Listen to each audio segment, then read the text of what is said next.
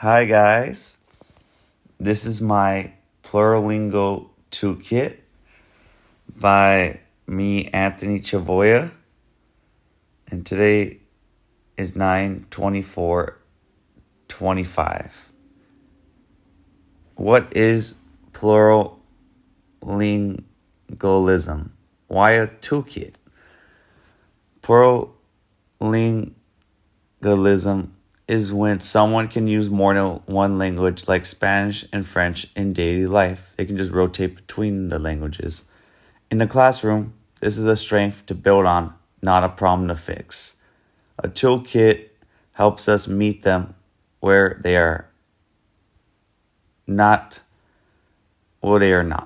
Students come with unique language, culture, and identity very often in the classroom.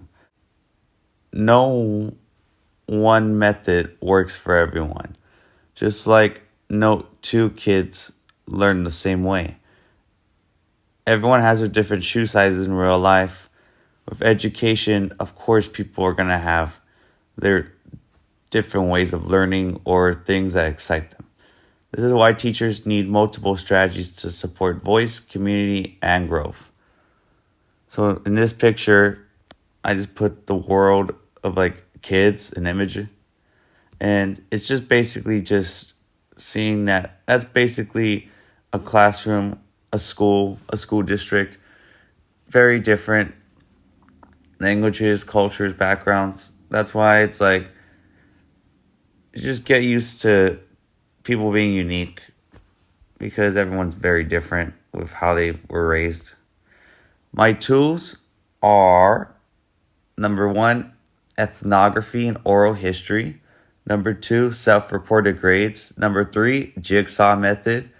Number 4, soapbox method. And number 5, project-based learning. And my personal favorite, I think it's a jigsaw method. I just think that it's very cool that like people can become experts in their section and then come back and teach it. I really like the collaboration part of it. That's just my personal favorite. Number 1, ethnography and oral history. So in short summary, the teacher selects a class topic or discussion topic. Students then read the prompt and design slides to express their thinking and voice. The teacher will provide guiding questions and example slides to focus the student's analysis. Example prompts can be what vocabulary phrases are important, or how does the author's perspective influence the story. Students then produce a short video presentation which includes personal connections and topic information.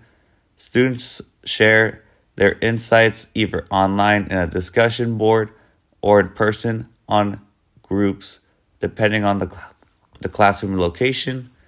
So, for example, I just gave you a little my oral history analysis, just a little like cheat sheet on how to conduct it or to give out to the students.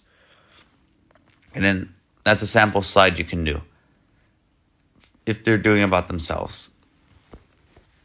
Just to help you get the ball rolling and just so they get an idea of what to do. Self-reported grades. The teacher will explain to students at the end of the week that they will reflect on their own learning and assign themselves a grade or performance level. This will be determined by their growth, understanding, and effort throughout the week or a certain amount of days. The template will provide examples. What I did well, I need to improve. So they will know how to be honest and consistent with their grading. Allocated time will be provided for students after their assignment, unit, or project to complete their self-grading. Students' self-reported grades will be compared with teacher assessments to identify gaps and areas of improvement. And this example here in the picture is just a worksheet, basically a sample worksheet you can give out, which is pretty cool. Teacher feedback optional, and What did I do well? What I need to improve? Just so we give the students just accountability. I feel like we just slam them with homework. We tell them what to do. We don't give them a voice, and it just feels like they're robots, and we just expect them to just understand everything. Guys, even robots can make mistakes. Like, what makes us think that us as human beings can't make mistakes? That's why we gotta back our students, and we just gotta give them a voice, and we could like give them more help, go above and beyond for them. That's what I think will help us stand out. This is my favorite one. Number 3, jigsaw method. The professor will organize groups of 3 to 8 students depending on numbers in the classroom. Look out for diversity when making the groups with gender and background to not mismatch or label any group unintentionally. Have students temporarily join expert groups to learn a specific part of the material being taught. Then they can collaborate with their original groups and prepare to simplify their portion of the material. Then students will return to their original groups and teach their section to their peers. Each student plays their own part in the learning process. Finally, a final product will be made from the collaboration and will be presented to the class, or just written out in a report if preferred by the students. There's a sample sheet that you can go off of, which is my expert group and my home group. Just fill out those questions. They collaborate with their groups, with their peers, and then they just present it to the class basically when everyone gathers their information. I think it's just more interactive, more entertaining than just taking notes from the teacher. That's just my opinion. Number 4, soapbox strategy. The teacher will present a couple of real-life issues. Students will then decide to choose a topic which interests them, like fun,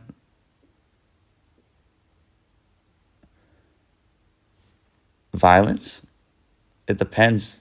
They want to do criminal law in the future. I mean, it could be fun to learn about cases, like that stuff, climate change, or mental health. Students then research their topic and write their speeches. Students get the opportunity to practice their speeches and get feedback from peers and teachers. Students then speak their speeches to the class and express how their topic is important. Students then reflect on their experience and the impact of their message on the real life issue. So basically this worksheet you can hand out to the students, which is like a how-to. It just helps them. Or this is just for yourself. It gives you like, how do you make adjustments? What are variations of this soapbox strategy? I really like it. It's like you're going to have to deal with some topics. Like if you teach like language arts where you might read a poem and it's super weird. Like I remember Edgar Allan Poe, like the rooms or something like that. It just gets super weird or something. So I think it helps to understand like material like that. And number 5, project-based learning. The teacher starts the class period by presenting a real-life situation that is connected to the lesson. For example, in a science class, students may get a task to design a project testing if an egg will crack from a high elevation when protected by a certain item. Students will collaborate in groups to identify their issue, plan their approach, gather their materials, and progress the project. They will make note of their progress, analyze results from their experiment, and present the information to the class. The teacher will provide feedback, set deadlines, and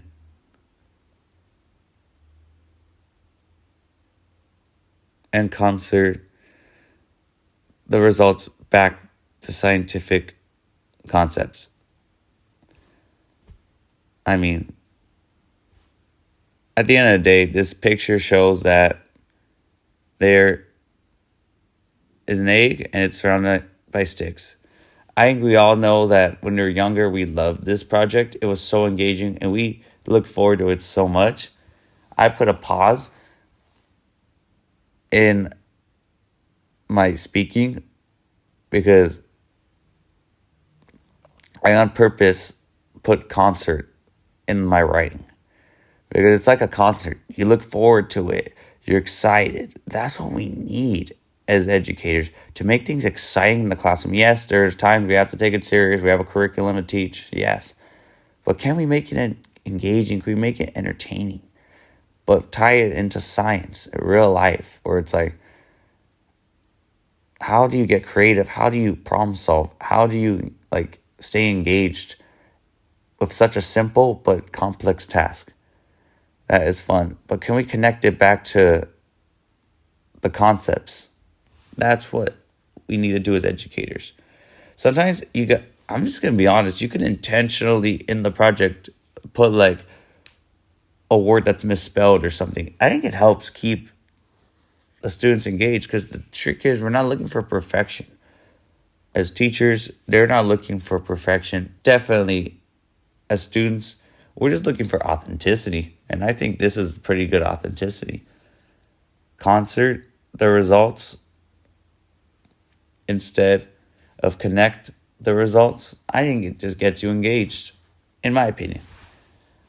But at the end of the day, it's your classroom. You can do what you want with it. But for me, you just got to stand out, be unique, and have a great time. And these are my references, guys. I thank you guys very much for sticking around, spending time in your day to listen to my voice. Yes, I'm not like one of those YouTube podcast people that have a smooth voice. This is a raw 22-year-old voice. This is the best you're going to get. Thank you very much again. I really do appreciate your time, and have a great day.